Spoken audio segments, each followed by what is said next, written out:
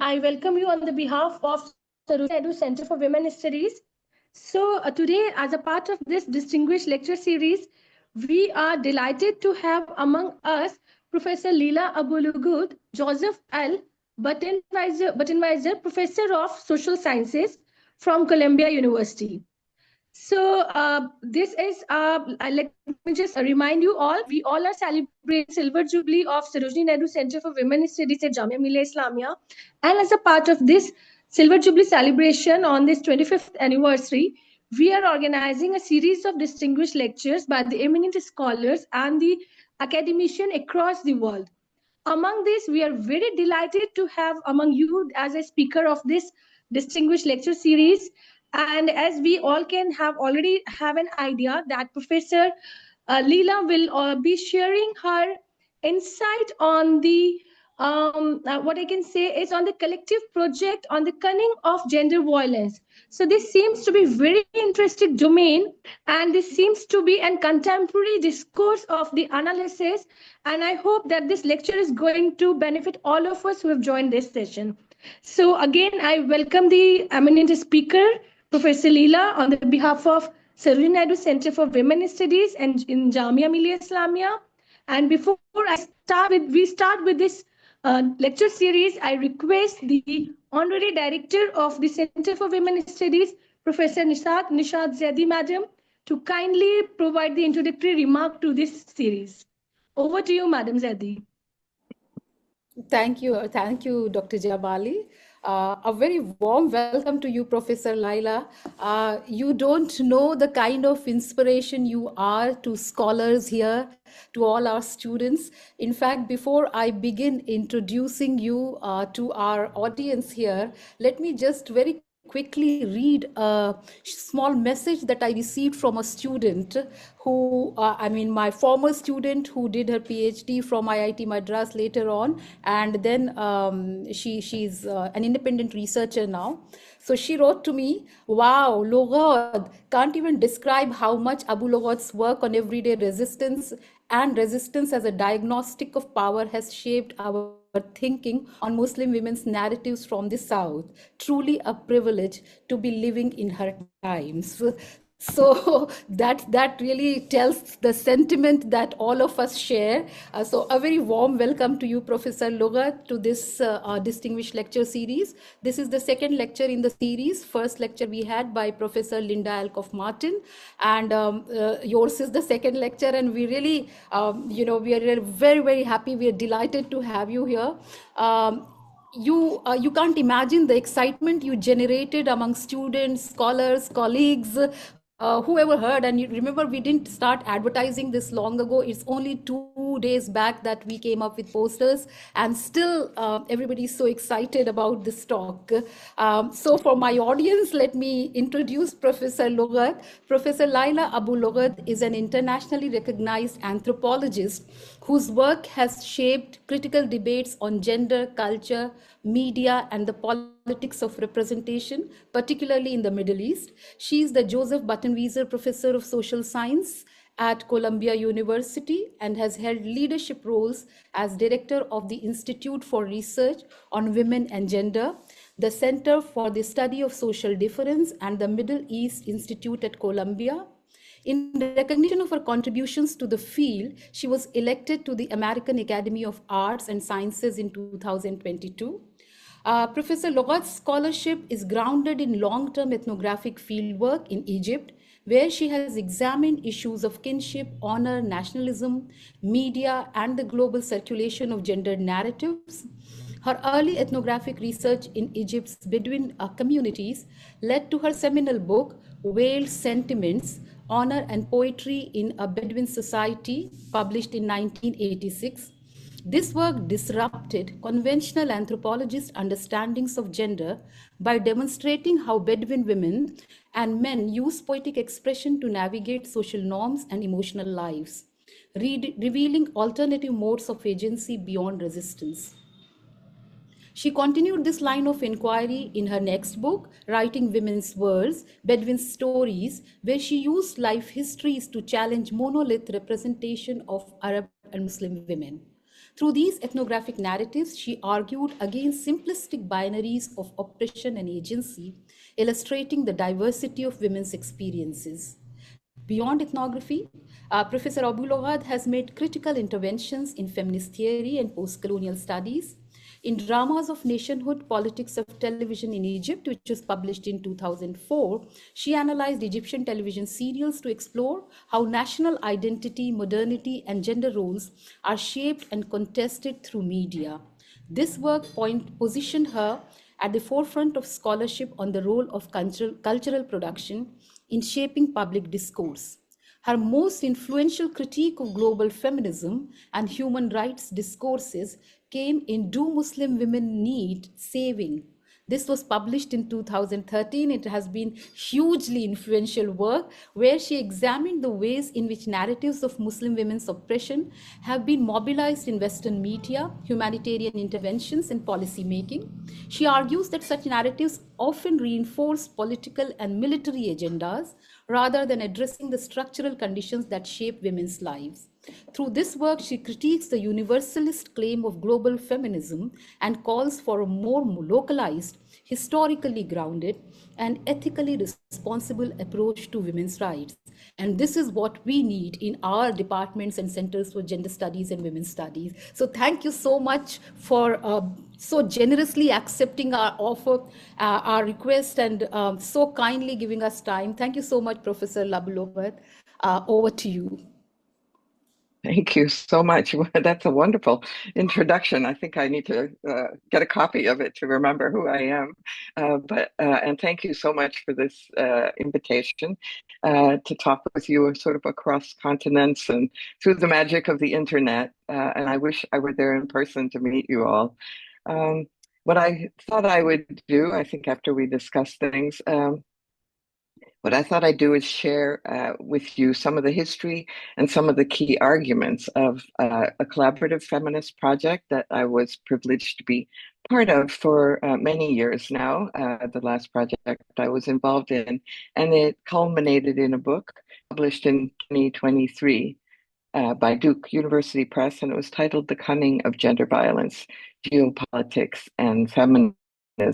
And as I'm sure you all know, feminism gained some success over the past decades in global institutions, with the UN embracing feminist principles, translating them into legal norms and policies based on human rights frameworks. But as ethnographers and activists who focus on the everyday lives of people and the politics of gender, religion, or especially in the Middle East and Asia, and where immigrants from these regions now live in the West, our group was all troubled by the ways certain feminist visions and practices were becoming codified in state and foreign policies, in international development, and in humanitarian interventions. And I don't need to tell you, at the turn of the 21st century, international support for women's rights coalesced around the figure of the oppressed Muslim woman. And 2 months after the US invasion of Afghanistan, Laura Bush, the president's wife, First Lady, announced that, quote, fight against terrorism is also a fight for the rights and dignity of women, unquote. And so American feminists and organizations like the US-based majority and through behind the intervention.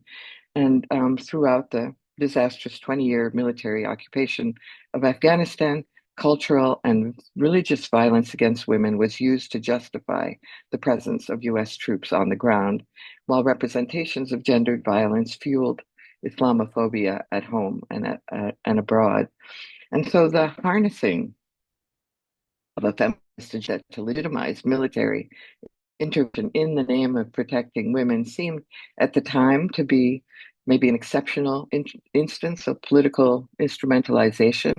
But I think we continue to see religion, and particularly Islam, invoked as a diagnosis of gender-based violence, GBV, that's the acronym, and violence against women, VAW. And the agendas to combat these social ills have become central to global security and to governance. So, what we wanted to do was to bring together an interdisciplinary collective of feminist scholars with deep regional knowledges of the Middle East and South Asia, and with critical perspectives on imperial politics, to think together about the implications of mainstreaming this agenda. How does this agenda to combat gender violence play itself out in cases brought to the International Criminal Court or in humanitarian intervention in Gaza? Why is the international campaign against child marriage displacing other women's rights issues in Bangladesh? Why are Iranian queer and trans asylum seekers in Turkey forced to perform scripts about sexual violence as torture, vilifying Iran for gender affirming surgeries while remaining completely silent about the devastating effects on the economy of US sanctions, which led them to seek refuge in Turkey in the first place? Why are some feminist organizations clamoring for inclusion in campaigns to counter violent extremism? These were some of the topics that we tackled. And because mass media purvey representations of gender violence that then become a popular common sense, we invited some journalists to join us as well, and they analyzed campaigns against female genital cutting in the West, the editorial impulse to homogenize and sensationalize experiences of violence against women and girls, such as the Yazidis in Iraq and Syria, and the Chibok schoolgirls abducted by Boko Haram in Nigeria. So our group, we saw ourselves in a lineage of scholars, of journalists, and activists who are concerned about feminism's inclusion in the halls of power. What Janet Halley, a legal theorist from Harvard Law School, has called governance feminism. And Vasuki Nisaya more narrowly has called international conflict feminism. And what we felt about much of the excellent feminist studies of gender-based violence or violence against women was that it had not yet interrogated how prevailing assumptions and technologies for treating gender violence in the 21st century might be affirming or sustaining dominant rationales of power. And so the case studies in our volume show how efforts to combat gender-based violence have become integral to border control, to the legitimacy of nation states, to securitization regimes, to surveillance technologies. And by focusing on the Middle East and South Asia as analytical sites, we had to come to terms with the ways that religion and racialized ethnicity, and particularly the Muslim question, run deeply through the international governance structures of what we came to name as GB Vow, capital GB, all caps, GB Vow. Here we blended violence against women and gender-based violence. And by privileging the insights and political context of the kinds of individuals these programs purport to protect, we pushed against monolithic rubrics of victimhood and uncovered frictions within the mainstreaming of the GB Vow agenda. I thought maybe you'd be interested in how such a diverse set of scholars converged on this project. So I'm going to talk today about the three of us who convened the project starting around 2016. It's been a while. And we came from different backgrounds and had different relationships to feminist scholarship and activism. And each of the many who joined us for workshops also brought something distinct to the conversations. So I'll start with my dear colleague, Nadra Shelhoub-Kevorkian, who came to her concerns about gendered violence through her training as a clinical social worker and her activism as a critical decolonial criminologist living in the old city of Jerusalem, working closely with survivors of violence. And her work as the director of the first hotline in Palestine at the Women Legal Aid and Counseling Center in 1993-94 exposed her not just to the physical and psychosocial pain caused by violence, but by the political maneuvering that produced what she called epistemic violence. And this violence was most obvious in the racialized politics of categorizing abuses and the kind of selective funding that was made available to help women and girls. And her academic work, and she's very, very prolific, and I recommend that you all read her work if you can. Her academic work exposed evidence-based methods as racialized and showed how concepts such as hotspots of criminality, which apparently is a hot topic in law, were mobilized to justify the infliction of Israeli state violence. And her first encounters were with Palestinian schoolgirls who were interrogated in Israeli police stations and sexually abused and harassed by Israeli soldiers. And she observed how UN bureaucrats, international NGOs, aid workers, private security companies, human rights lawyers, and high-level governance experts worked together to develop mechanisms of control, demonizing Palestinian men and women as terrorists. As a clinician and a social worker and a feminist activist, Nader was exposed to the extent of violence against women and the ways it was sometimes silenced and the ways it was sometimes hyper-visibilized. And she started writing about politics and biopolitics, who gets to have an ID card, who gets to be a citizen or resident. She started writing about religious claims, about state ideology, psychogeography, as she calls it, as gendered machineries of governance and control. And she worried about the language of caring for, helping, protecting, and supporting women who are backward in terms of their religion or their culture, and how this was pathologizing Palestinian women and masking the ways that their troubles were related to structural and historical injustices, not just personal ones. And I think her work is distinctive in the incredibly close attention that she pays to actual individuals who are subjected to violence, and she always brings in their voices. The second person I worked with, who's also based in Palestine, her name is Rima Hamami. She came to this project through her institutional location at the Women's Studies Institute at Birzeit University in the occupied West Bank. And this was founded just before the Oslo Peace Accords in the mid 90s. And she and her colleagues found themselves on the front line, she calls it, the front line of whatever was the latest gender agenda being promoted by the flood of global agencies and donors that arrived for the state building, peace building moment, which is obviously over now. She and her colleagues grappled with the transformations of Palestinian women's vibrant, homegrown activism that was rooted in local concerns and involved in local national politics under the powerful forces of these global actors and imperatives. And what she tells us about is that while the peace process lurched forward in the 1990s, the terms of these global frames were gender mainstreaming, good governance, and empowerment. But once it imploded and the state building project collapsed, international agencies suddenly switched to applying the global anti-violence against women agenda. And so from her location in the Women's Studies Institute in the occupied West Bank, these moves didn't appear innocent. There were selective concerns around gender, and these were being codified, had been codified into instruments of geopolitical power.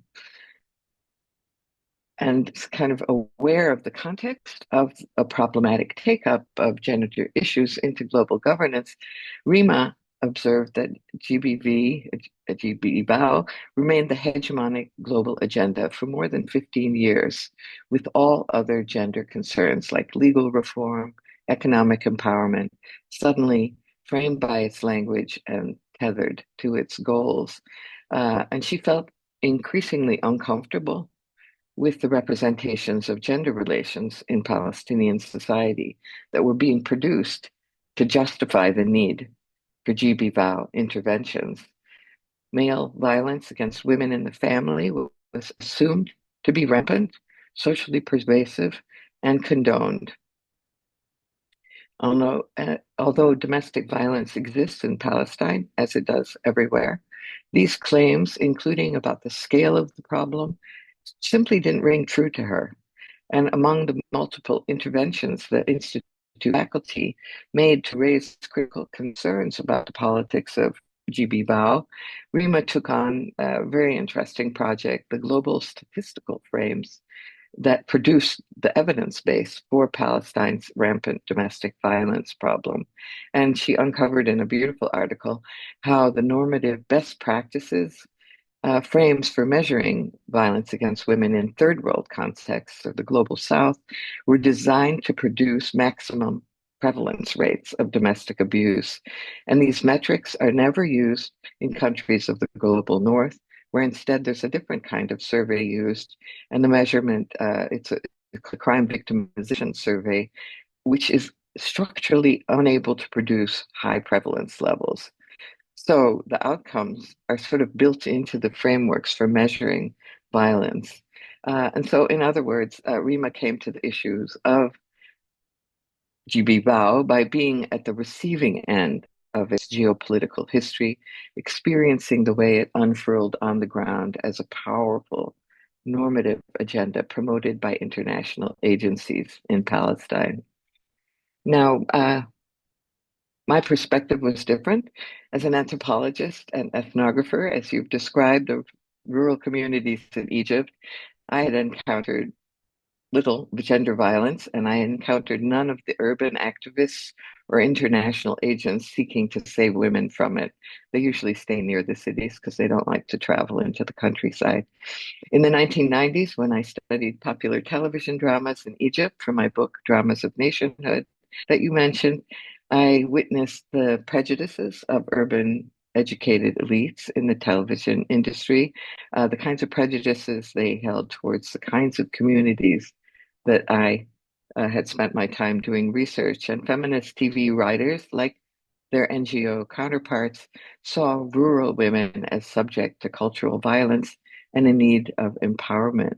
But what frustrated me was that they didn't seem to appreciate the multiple systems already in place for women to assert rights when they were wronged, and they didn't take seriously the fact that most women were proud of the morality of their family and social systems, despite frustrations with what happened.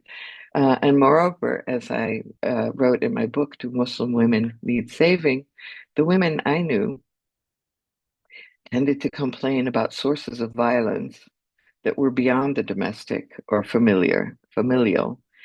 And they talked about the devastating economic policies that impoverished them and their families, or they talked about the violent surveillance of the state and its security apparatus, especially as it was operating in the region where I was working, the region of Upper Egypt, which is a very underprivileged region in Egypt. And then after 9/11, when the US and allied forces invaded Afghanistan, I was really appalled at the way that the plight of women in Afghanistan under Taliban violence was used as an alibi, as Gayatri Chakravarti Spivak put it, for a military invasion. And this led me to a new kind of work. So, Do Muslim Women Need Saving? Book you mentioned, I finally published in 2013, although I started working on it in 2001. It addressed these issues through a kind of back and forth between ethnography of women's everyday lives in Egypt, based on my years of ethnography, and a kind of critical analysis of Euro-American representations of Muslim women. And around this period, the horrors of the honor crime became big news in feminist circles and even in US foreign policy. High profile memoirs of so called honor crimes turned out to be hoaxes. Ayaan Hirsi Ali set up a foundation to combat it and badgered Congress. And eventually, President Trump's executive order, first one, for the Muslim ban in 2017 cited the honor crime as a reason to ban Muslim immigrants and to surveil Muslim men already in the country. So we can think of this as a kind of incitement to discourse, as Michel Foucault would put it. on this particular cultural form of gender violence, it was clearly working to stigmatize Muslim men. And I ended up contributing this scholarly analysis of the political deployment of the honor crime to a Supreme Court case that was raised against President Trump's Muslim ban, as it became to be known. So it was kind of the circulation of what I saw as politically motivated public discourse in the US and Europe that led me to the subject of gender violence. I'd never really written about it in any of my earlier work. Um, I had neither the background in international governance feminism that Rima had, nor the activist experience that Nedra Shalhoub-Kevorkian had, but I wanted to learn from them, and so we began this multi-year collaboration. And though I hope you'll all read the book, it has 14 chapters by different feminist scholars. I just want to summarize what we came up with. So we run the project with three strategies for rethinking the relation between the many forms and experiences of gender violence and the kind of problematic codification of the international feminist agenda to combat violence against women or gender-based violence. First, we tried hard to make the distinction between gender violence, small g, and what we call GB vow, all caps. Second, we found the alien concept of cunning productive in capturing the ways that a kind of well-meaning and even visionary feminist movement to end or address all forms of gender-based violence, how it got folded into world affairs. And finally, we found it analytically helpful to identify the major circuits of power along which GBVOW travels. So these are categories. GBV and VAW are categories that now represent how marginalized feminist concerns around women's bodily integrity have become a powerful normative agenda within institutions of global governance. Violations of women's bodily integrity are now addressed by numerous Security Council resolutions, including Women, Peace, and Security, UN 1325. They're raised at the International Criminal Court in Hague as sexual violence in war. They're integrated into global development imperatives such as CEDAW and the Convention on the Convention on the Elimination of All Forms of Discrimination Against Women, and more recently, even the UN Sustainable Development Goals. They're made a central concern in context of humanitarian intervention, and they're encoded in protocols and conventions at the core of both global refugee and human trafficking regimes, and they're recurrently asserted and invoked as a global security issue, and in the most recent iteration, tethered to the anti-terrorism agenda of combating violent extremism.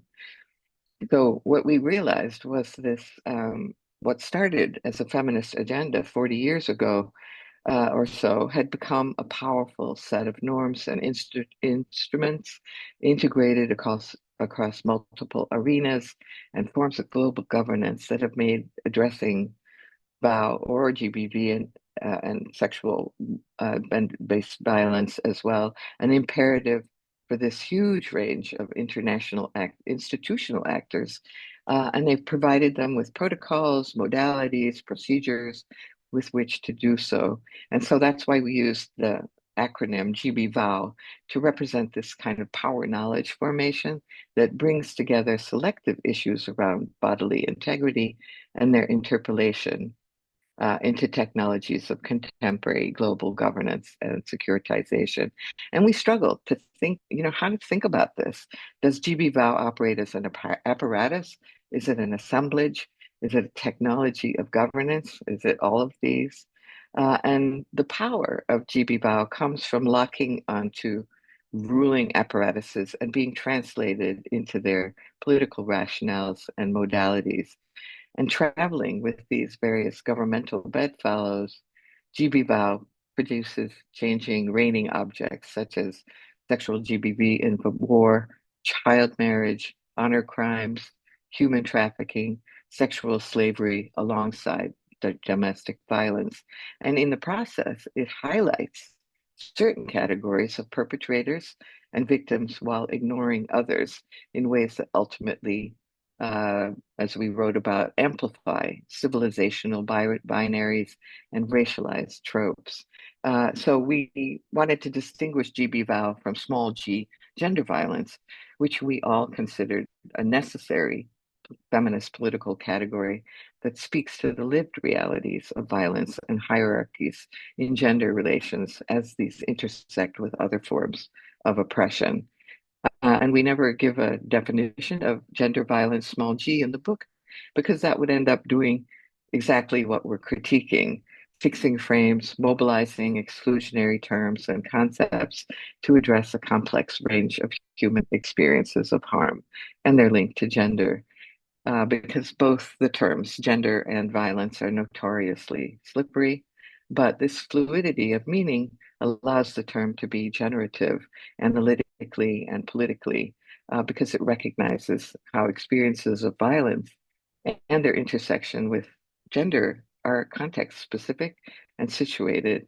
It also recognizes, and this was really important for all my colleagues in this book, um, recognizes how situated movements and activists struggling for gender and wider forms of justice may have different readings and priorities of what gender and violence might include and might mean. So separating off GB Vow as a category of its own, distinct from gender violence, is a way to say no to these centralized meanings, these codifications. Um, the second concept that came to organize our thinking about GB Val was the Hegelian concept of cunning that captured so much of what the diverse case studies that we looked at um, brought to the table. So, how the prevailing assumptions and technologies of GB Val might be affirming, enabling, or sustaining rationales and systems of power that are harmful and even at odds with the intents of the feminists who push for them. And here we followed the lead of Elizabeth Povinelli, my colleague at Columbia, whose brilliant book, Cunning of Recognition, focused on the double binds imposed on Indigenous people in Australia by the apparently benign liberal multicultural policies of recognition, when institutions of power ostensibly embrace calls for social redress, and this, in our case, gender violence, they often do so in ways inimical to the original demands, as well as oblivious to the needs of those who made them. And we used as an example, you can think about the awarding of the 2018 Nobel Peace Prize to the Yazidi survivor Nadia Murad and the Congolese gynecologist Dr. Dennis Mukwege, who were commended for campaigning against rape and sexual assault as a weapon of war, as well as the response. You can think also of the responsiveness of the Security Council that followed the following year, responding to the pleas of Yazidi women survivors, passed a new resolution condemning sexual gender violence war conflict. So the award, along with the Security Council resolution, appeared to represent a momentous shift in public consciousness and attitudes, kind of attesting to the success of feminist efforts to produce a global consensus condemning the horrors of gender-based violence.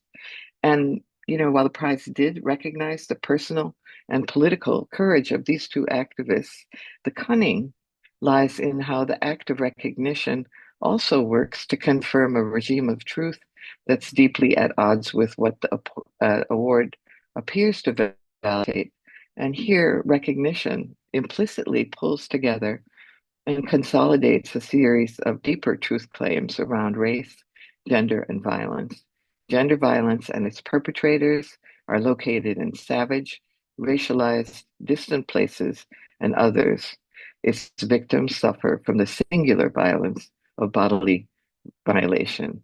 The liberal West, including its invading troops and its peacekeepers, who've been actually accused of terrible acts of sexual violence, are the elect agents for their protection and rescue. So the international community, so called, is rendered innocent of any role in producing the conditions for or sustaining the conflicts in which these horrible events are taking place, with all that violence and destruction, like any other conflict, and usually military conflicts are always dangerous for people. So too often what we saw was that GBVOW translates into exclusions and violences for those it purports to protect. And feminists who continue to advocate for their inclusion, they often dismiss uh, the assimilation of their projects, their agenda into racialized politics and imperial projects. They see it as unfortunate baggage. It gets hijacked. Their good intentions get hijacked. But in this book, we argued that these dynamics may not be external to the ways in which GB operates, but actually might be integral to whatever international success this feminist agenda has had. And finally, as the project developed and our cases multiplied, we began to see other patterns, wider patterns. Um, and we started thinking about it as the way that GB traversed, uh, connected circuits of power, but distinct circuits of power with different effects on the ground. And we identified and followed four key circuits of power to which GB seemed to have attached itself. And we actually organized essays in the book accordingly. So the first circuit was the global security world order and the convergence of feminist causes with securitization politics through developments in international legal instruments. The Second Circuit was states and state institutions that themselves perpetrate gendered violence, often with impunity. Third, we looked at what Rima and our other colleague, Dina Siddiqui, working in Bangladesh, called the civilizational industries that intervene in other parts of the world in the name of humanitarianism or development.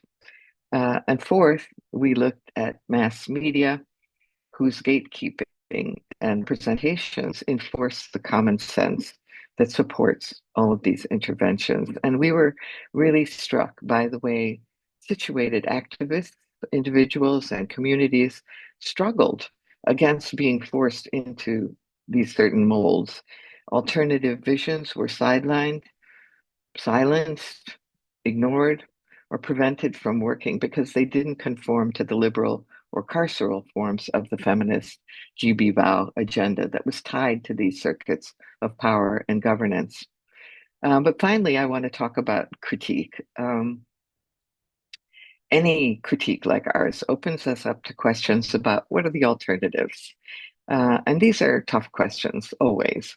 For all of us who take gender violence, small g, seriously, which we obviously should, the questions were especially hard. And each of the contributors to our book kind of offered, in the process of their analysis, offered alternatives based on the specific contexts and situations that they were analyzing, whether for women activists in Pakistan or Bangladesh, those like you who might be concerned about anti-Muslim politics in Modi's India, those trying to explain fears of rape by political prisoners in Iran. We had one person wrote about that, or those critical of media coverage of sexual violence and the legal and political discourses within U.S.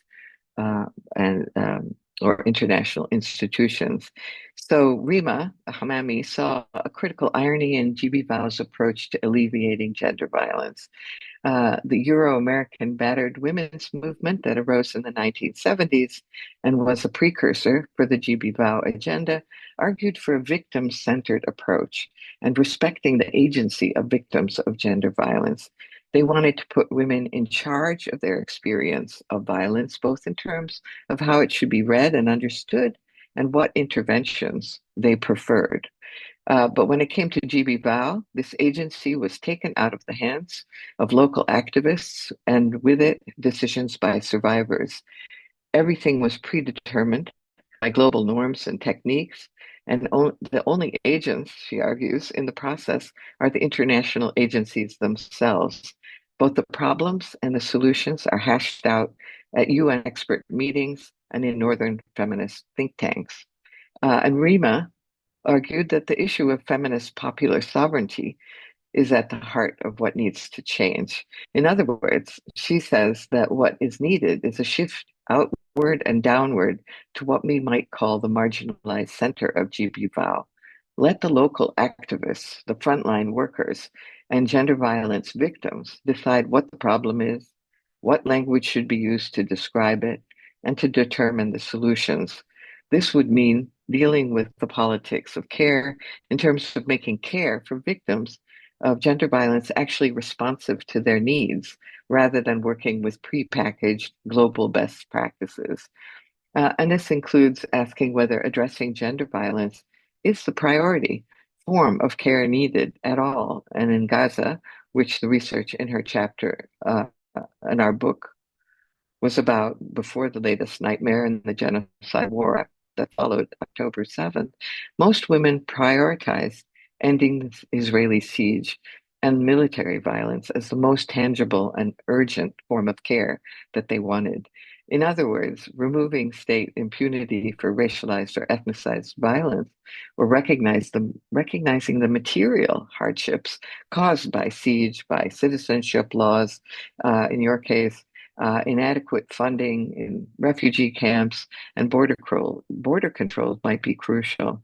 And what troubles her especially is that the whole army of UN GB Vow experts and allied feminist think tanks, NGOs, and academics involved in the production and circulation of GB Vow don't represent the women and queer individuals that they purport to on the basis of any democratic politics. They were not elected as representatives, but simply represent them on the basis of their credentials and their feminist expertise. And this is because of what she's confronted with this army of experts that descended on Palestine.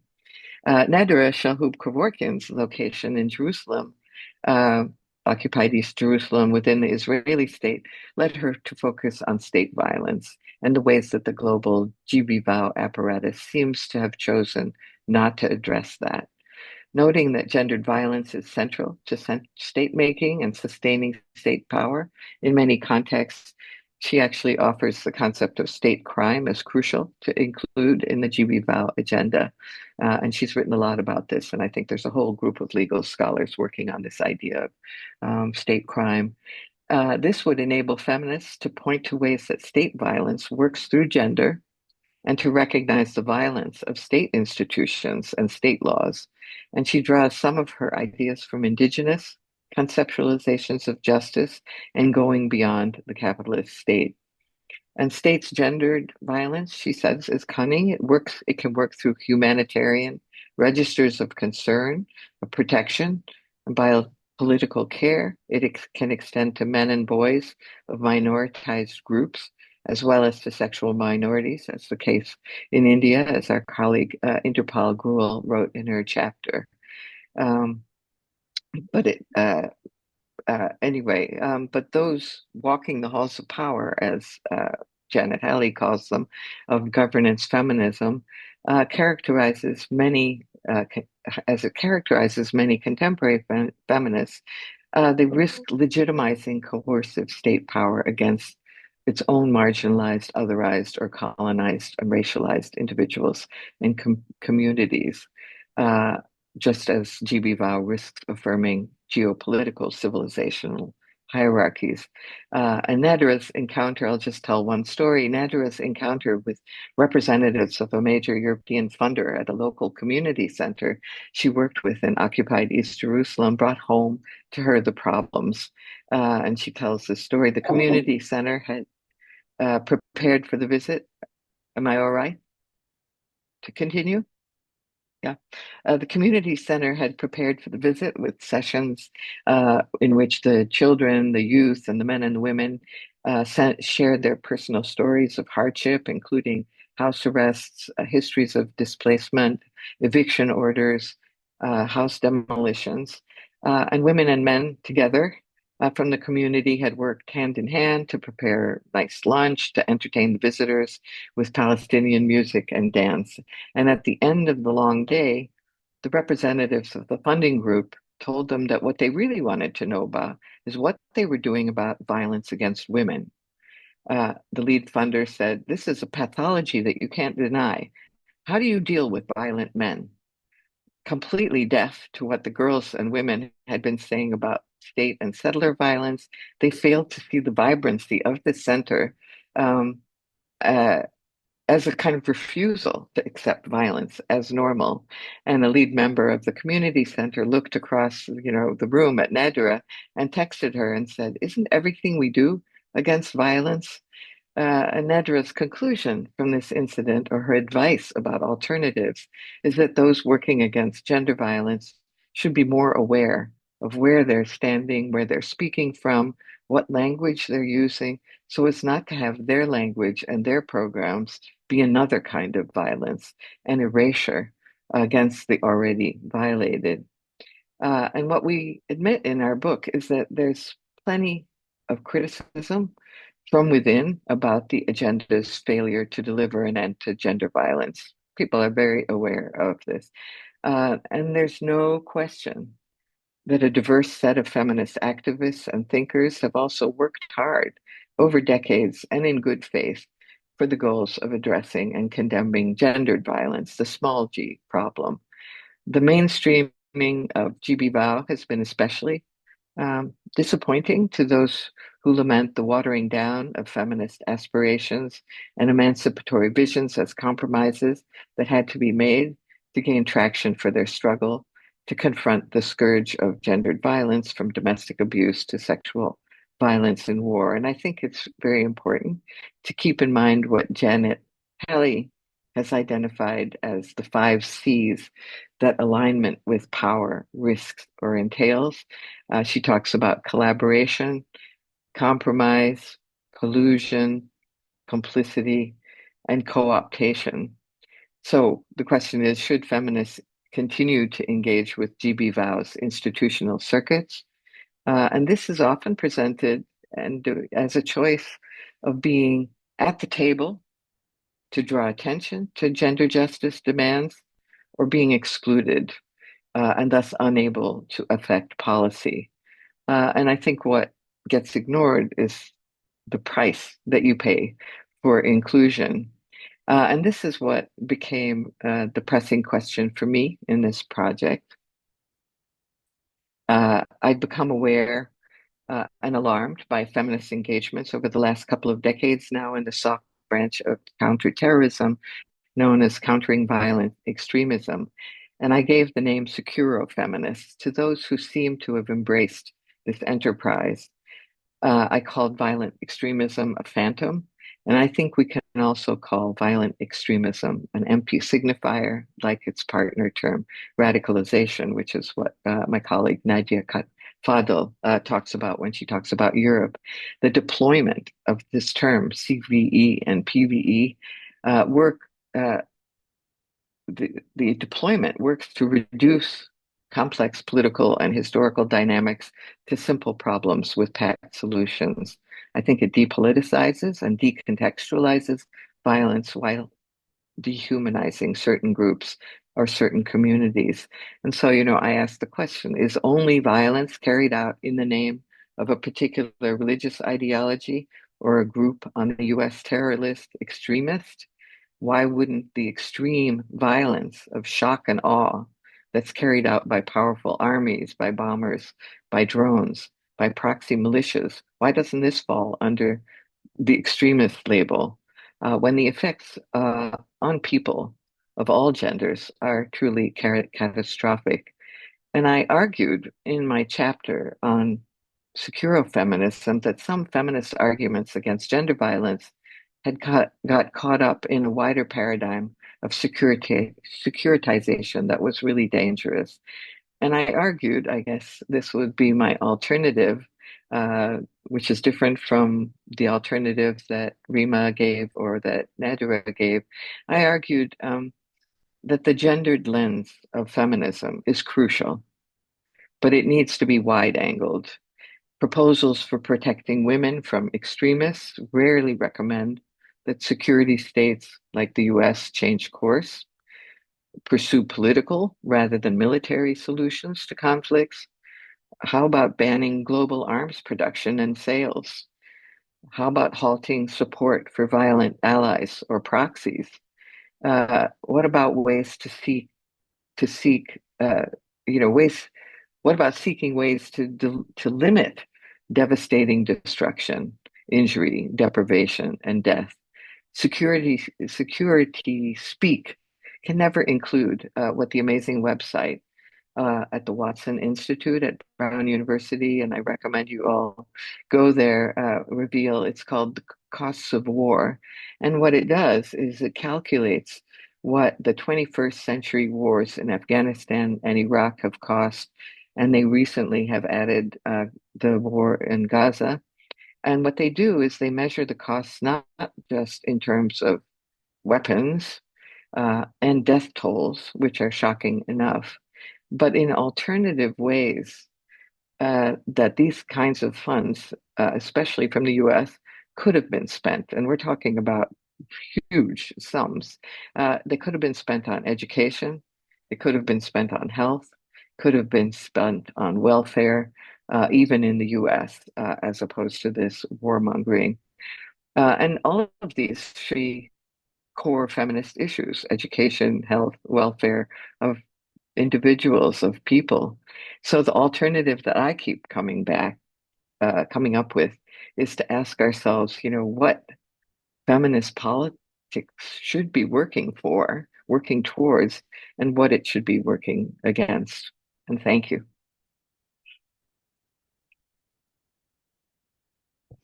Thank you so much. Are Thank you we so good for timing? Yes, perfect. Absolutely. We could have actually gone on and on. It was so fascinating and yeah. Thank you. And the way, you made it appear sound so simple, that was also fascinating. So thank you so much for this brilliant talk, where you, alerted us to the difference between what we call gender violence and the uppercase gender-based violence against women, and how that has emerged as a kind of a master category in governance and international relations and governance and policy making, and how this in many ways marginalizes the agenda that feminists, especially from these global south societies, marginalized societies, have been fighting for. So I think that's a very crucial point and main takeaway for most of us who work in the area of gender. And also how the Western feminist emancipatory discourses, they which are basically centered on right to property and right to assets, etc., they also are flawed in many ways, because they fail to reflect the context of the lives of women, from other regions, from other societies. So this was really very useful. I'm sure there will be many questions, many thoughts, and I will invite first my colleague Amina to respond to your talk, and after that we will request. There's a scholar here, Hasnan, so we'll request Hasnan to take up questions from the chat box. So Amina first. Thank you, Professor Zaidi. I think before we actually move on to the our Q&A session, and I'm sure there must be lots of questions out there for you, Professor. I think I have to confess, and as Professor Zaidi started this session by quoting one of her research scholar, I think I share the sentiments, and it truly does feel like a true fangirl moment for me as well. It is one of those rare instances where the scholar who has actually shaped your thinking, challenged your assumptions, and has filled the critical gaps in your research is right here engaging with us in conversation. So it is one of those rare occasions, and we are truly honored and privileged to have you. Your work, of course, whether it's veiled sentiments or do Muslim women need saving, they have certainly redefined the study of Muslim women, especially in the decolonized feminist anthropology, and actually given us vocabulary to critically examine how knowledge about gender and Islam is produced and circulated, and especially underscoring the political urgency of it. And as we proceed with today's discussion, I think one of the most critical intention in the Cunning, Gender Violence is the concept of Feminism that you that you have described in your project as well, is how the feminist movement and the gender policies have been co-opted into the national security as well as the counterterrorism strategy. And I would like to open the Q&A by stating and posing some of the question, and then we can carry on with the discussion. Is, in today's world where Islamophobia is both state sponsored, it's deeply embedded in media, do you think it is becoming harder for Muslim women to really speak about their gender violence without their narratives being co-opted? And secondly, the discourse on saving Muslim women, somehow it still persists, whether in the foreign policy or in the humanitarian aid or the counterterrorism. Why do you think this trope of saving Muslim women remains so powerful despite years of critical scholarship trying to debunk it, like yours and many others? So I think with this we can start and open our Q&A as well. Uh, So so, I think you can let Professor Lila respond to your yes. question, and then we'll go to others. Thank you so much. It's lovely to think that I have fangirls. So I have many, I'm a fan of many people as well, and it's really humbling. Um, but I think you had two questions, and one is about the secure feminism, which I just ran, I just discovered it. It wasn't the kind of thing that I usually work on, as you know, but all these there was all these NGOs, and was trying to show how they would be well situated to be able to deal with this problem of violent extremism and its extreme violence against women. And it really puzzled me why they felt that way. And I think partly it was genuine that they did see violence against women as a really important issue in the communities that they worked in. But by connecting themselves to a whole, how do you get funding to do the kind of work you want to do? How do you get any kind of traction? You connect yourself to what funders are able to give you, and institutions that are being put into place. And I don't know if I had trouble with the idea of co-optation, because I don't think that's quite, that I don't think that's quite the right thing. That many of, especially the ones from the global north, they already had these ideas of the problem of Muslim women being oppressed, being Muslim men being violent. So it wasn't a co-optation. They actually maybe see the world in the same way. And so this was a convenient coming together.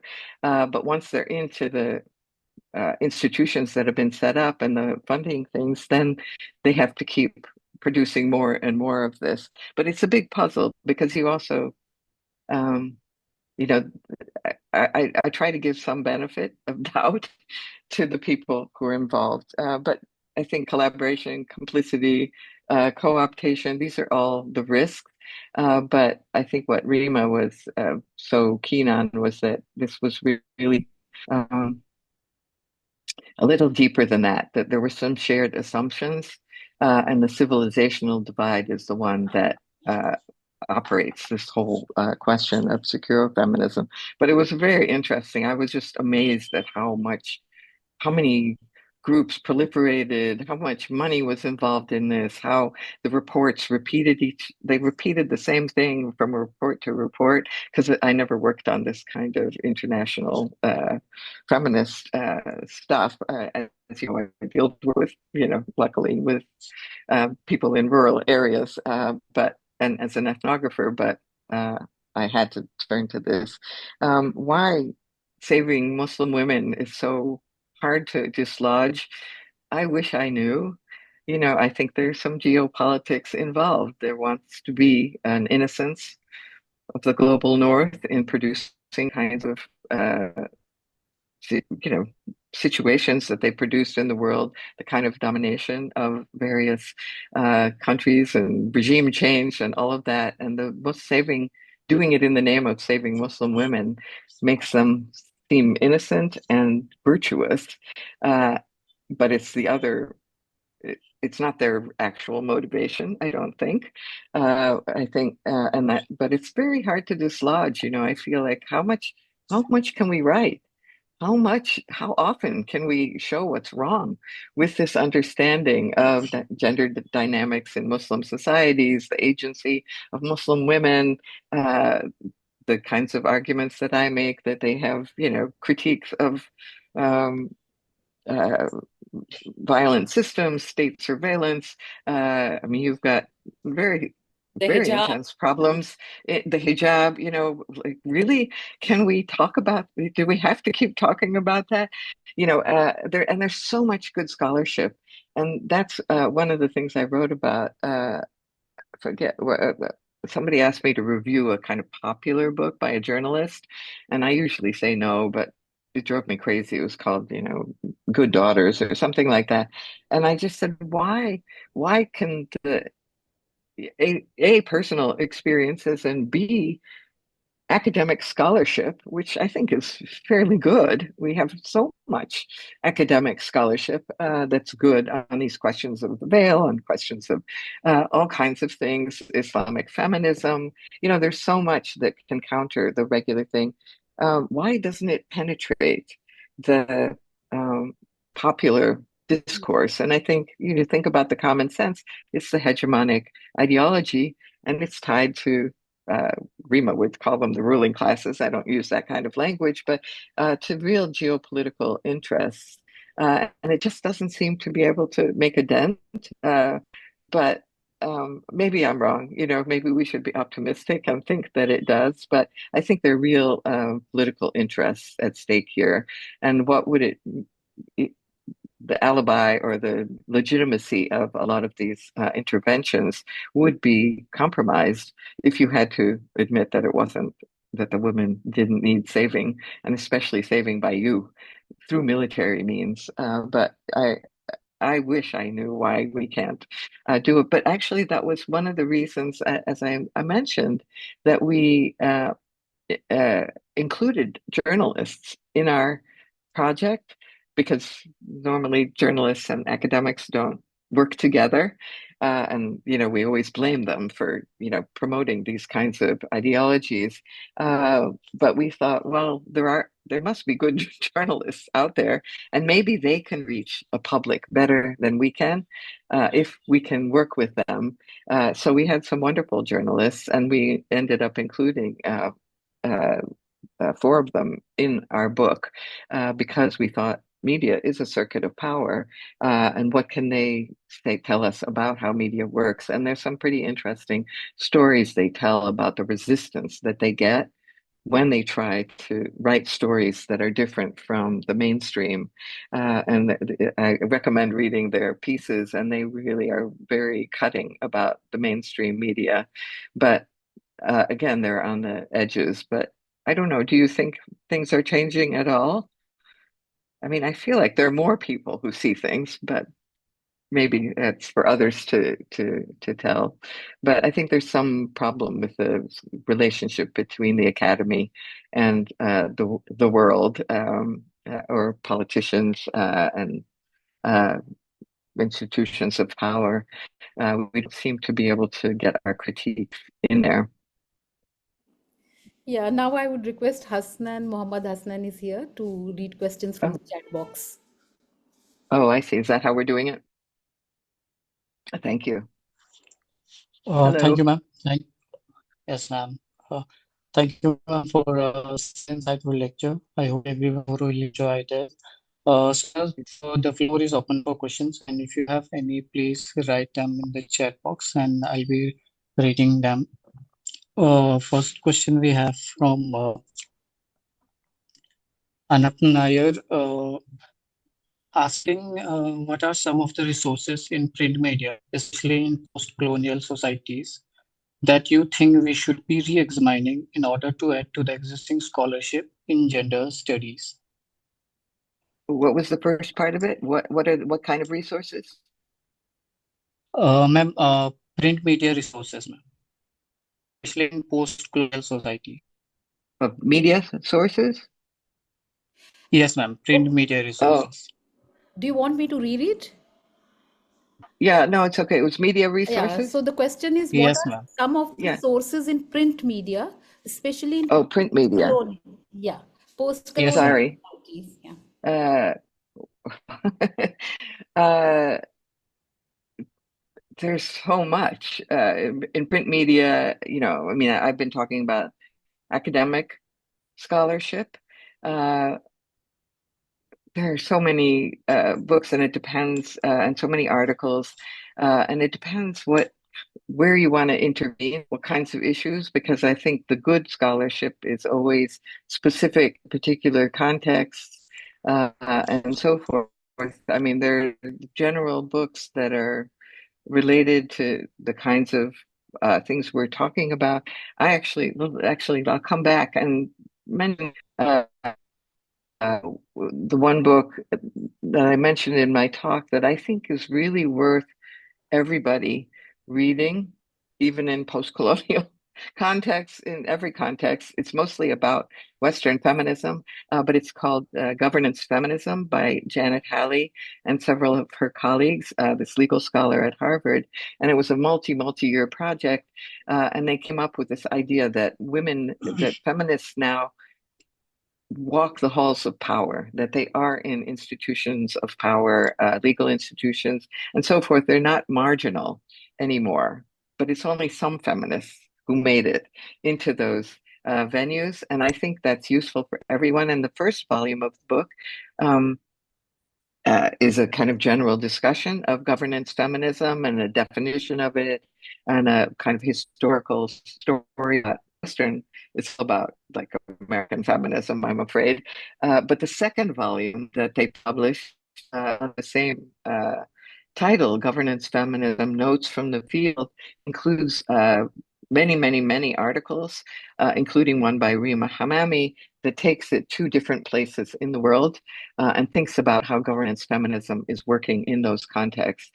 So there's India, there's Pakistan, the Palestine. I can't remember all the articles, but they each try to show how uh, involvement in the institutions of power is working out in those particular places. And I think it was kind of an inspiration for us, this concept of governance feminism. And I think it's worth taking up. I don't think it circulates that much in the global South yet because it's sort of, these are American legal scholars, so they're a little bit blind to the rest of the world. But the second volume includes many. There. Oh, where would you begin? I always, if from scholarship, I think one of the most important books that's been published, and there's some articles out of it, and there are people inspired by it, is Saba Mahmood's work, which I'm sure you're all familiar with, Politics of Piety.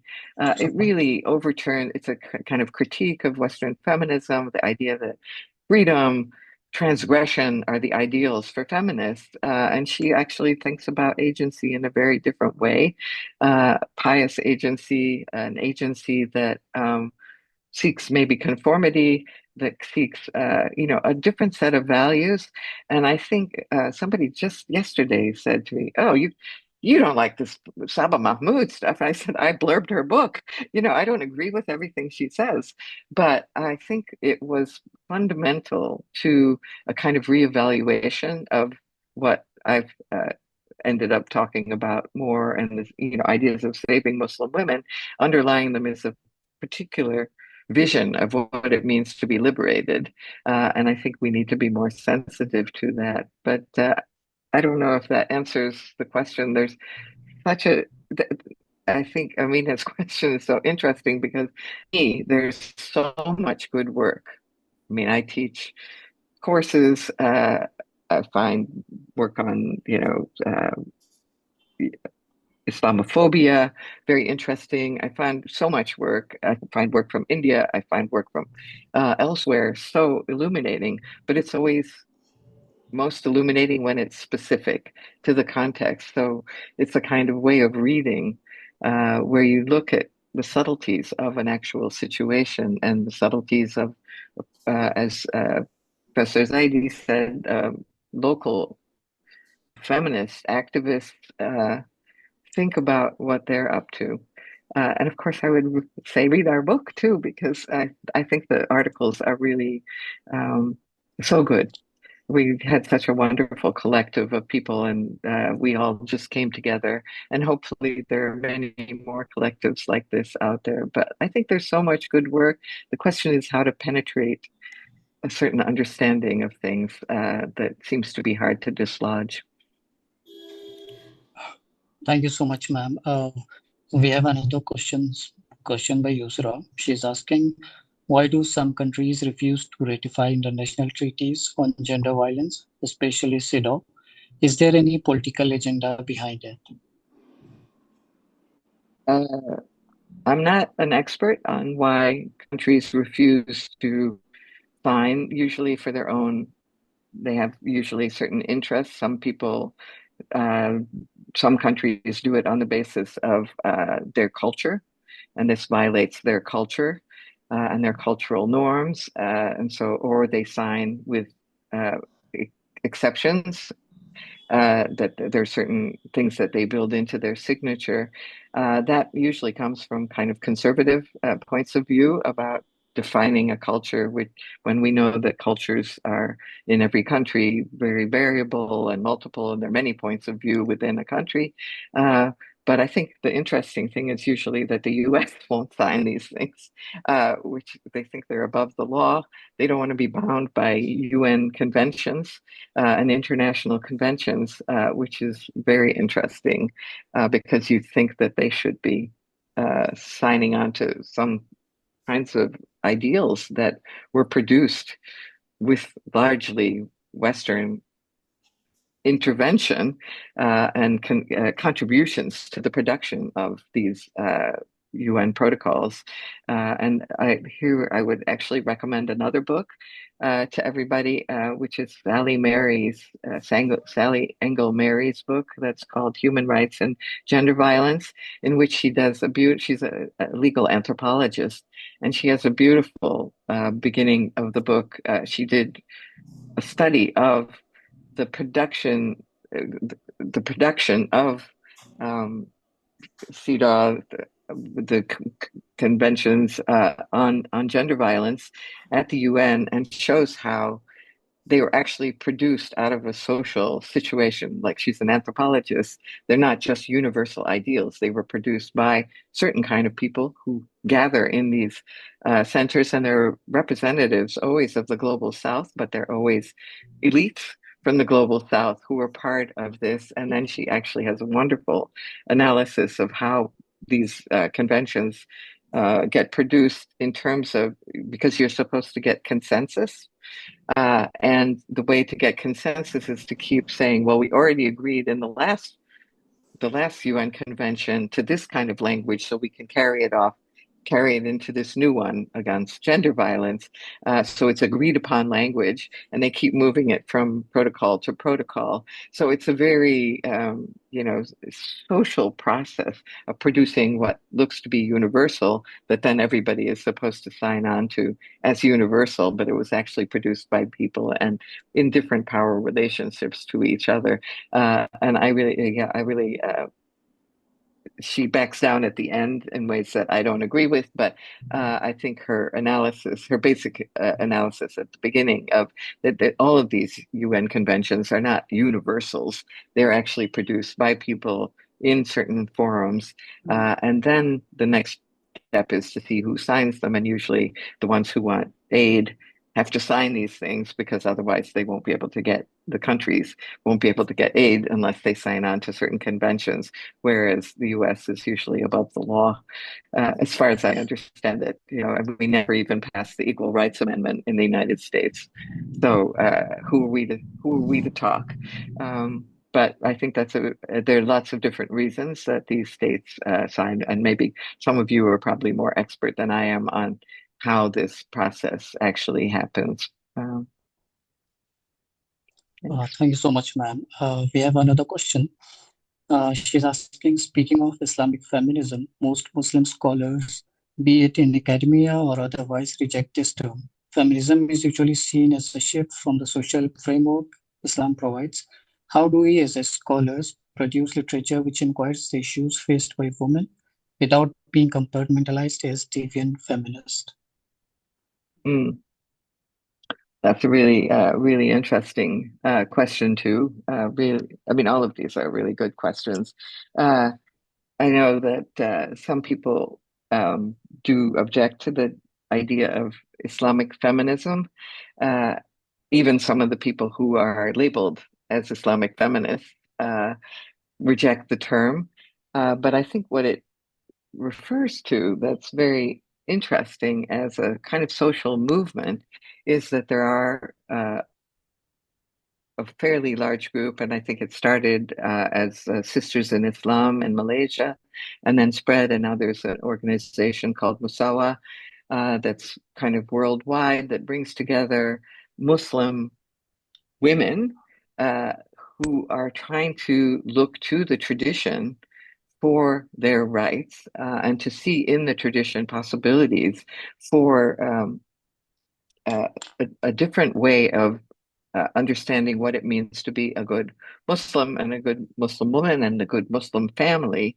And what they argue, I think it's a very varied group. I don't know how it's international now, Musawa for sure. They put out a lot of documents and have conferences and really interesting interpretations. And they say that Islam, uh, that there's ijtihad, you can have new interpretations. There have always been new interpretations of what is Sunnah, what is correct Islam, and fiqh. The way they've actually done it in a really interesting way is they separate out fiqh. The Quran is not man-made, but the fiqh is. This is Islamic law that was made by humans, and it can be changed by humans. And that they argue, I think their interesting argument is that over centuries, very conservative ulama, patriarchal ulama, who've controlled these institutions have interpreted the Quran, have interpreted hadith in ways that are very, sexist or confirm their patriarchy, and that you can actually go back to the texts and look at them and try to understand them in a different way, and sometimes think about them in terms of how they apply to the present, because the law was established a long time ago when the world was very different, and families were organized differently. Education was different. Uh, wasn't capitalism. These were different worlds, and so the law was appropriate to those worlds, but it's not appropriate to the world that we all live in now. And so that's the kind of argument that I think is really interesting that they're developing, and they're sort of reinterpreting. They're trying to see through a new lens. Some of them deny that they are feminists because that carries with it a certain association that is the same one that Saba Mahmood criticizes, of that, feminism is a rebellion against, it's secular, it's individualistic, it's about transgression as opposed to conformity to moral norms, and so forth. So I think it's an interesting movement that we should take seriously.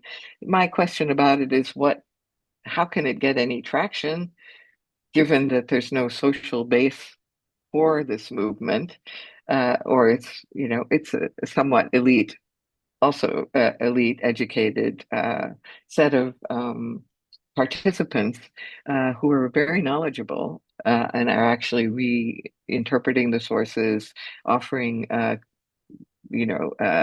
thinking about family law in various countries.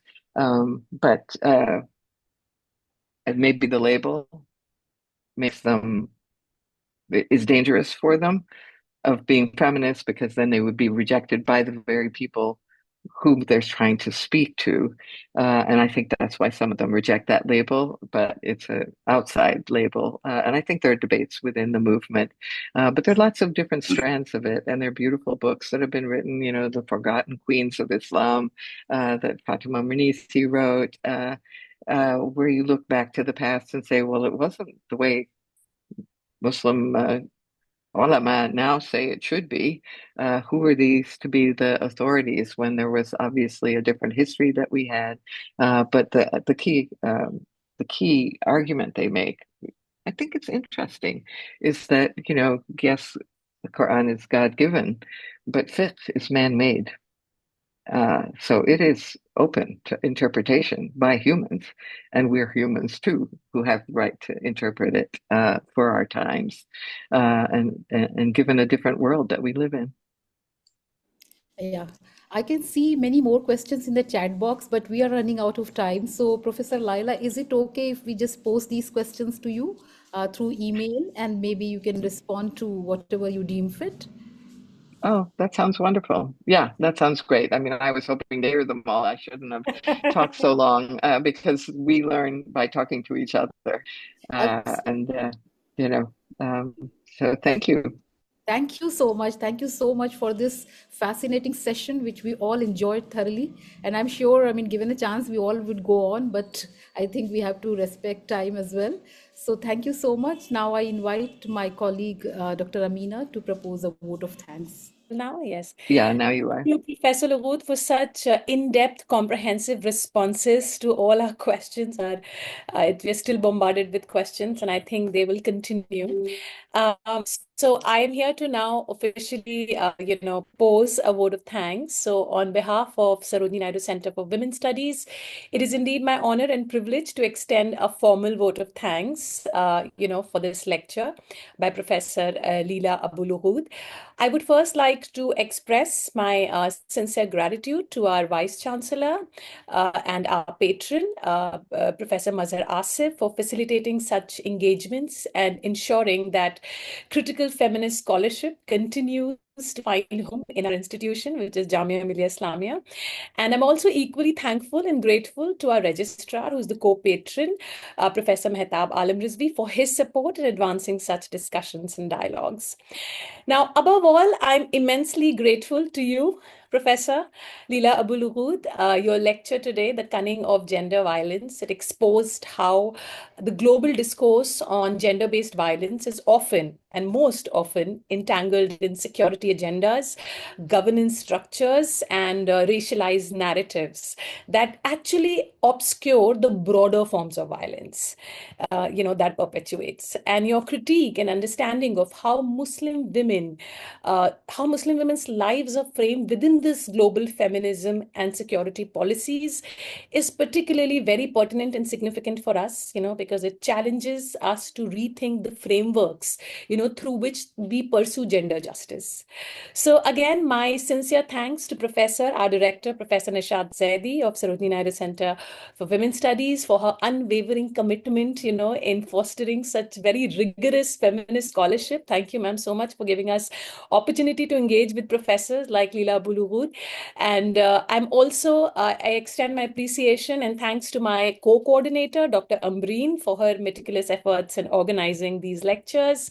To all our faculty, our scholars and students, thank you all for your engaged participation. This conversation, of course, gained a lot of depth and meaning through our collective reflection. And also, not to forget to mention our very own students, our volunteers, our research scholars who've been planning this, for weeks. So thank you so much, Shubhangi, Hasnain, Vaibhav, and our whole subject association team for your efforts. Your dedication behind the scenes has always been very invaluable in this smooth functioning of all these events that we have been, organizing. So again, today's lecture, it left us to reflect a lot about politics of gender violence, the power of narratives, and the structures that shape feminist struggles globally.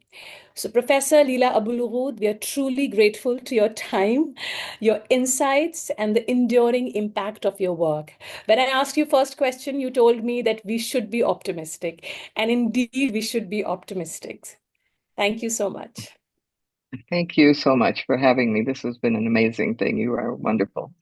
Really appreciated and honored.